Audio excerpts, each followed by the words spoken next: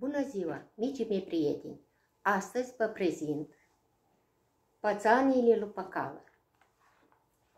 Din această carte vreau să vă citesc Tândală la târg. Odată femeia l-a trimis pe Tândală la târg să cumpere lapte și smântână. Omul, zăpăcit cum era, se pornește, dar ulcioare nu și-a. Ajuns în târg, își dă seama că nu are unde turna nici laptele, nici smântână.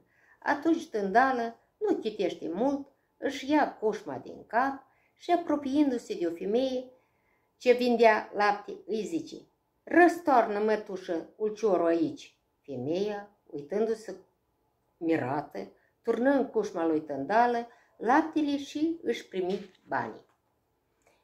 Cu laptele a găsit ieșire, dar în ce să toarne smântână? Tândală se scarpină la ceafă și peste un răstim se pricepe: "Ia să-mi întorc eu cușma pe dos." Zis și făcut.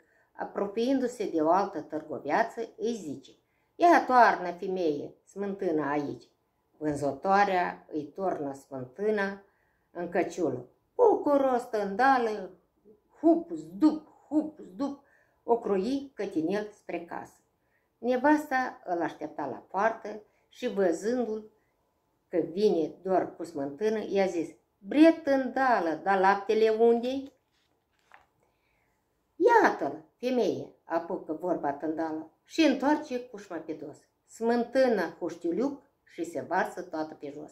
Femeia se apucă de cap și prinse bocii: "Văleleu, Doamne, ce mi-a trecut, ce mi-a trebuit să mă mărit cu un asemenea nătărău." Vă mulțumesc!